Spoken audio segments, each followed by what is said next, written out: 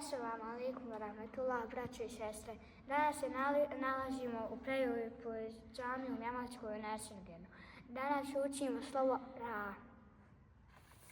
Ra se izgovara kao ovako. Sad ću vam pokazati.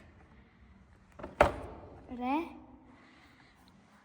Tu kad je fetha gore, čita se re. Kad je dole kesra, čita se ri.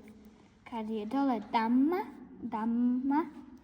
zadizimo se na slovu u. I ovo, a kad je sukun, ovo smo ga učili, onda pročitamo samo r. I sad ćemo mi ovo lagano proučiti jednom. Krećemo sa prvim redom. Re, ri, ru. Er, di, re, ri, u. Sur, red, deze,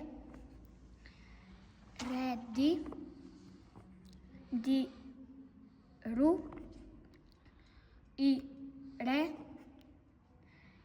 se, ri, re, res, du,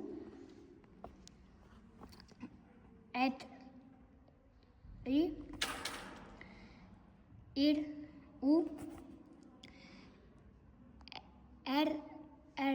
ri, u.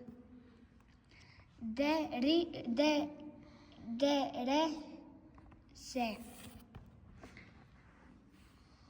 Ru, si, de, di, re, ir, dve. Set, ri. Re,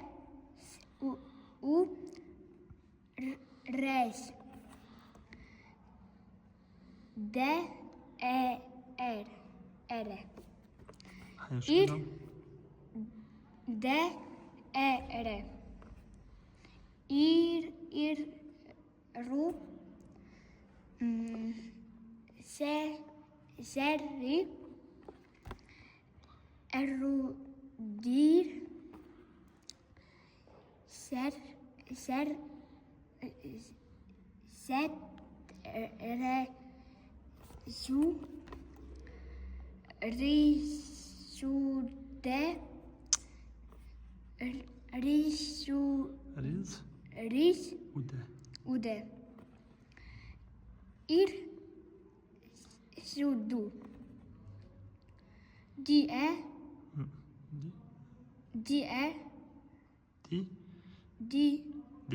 pa onda eruzi.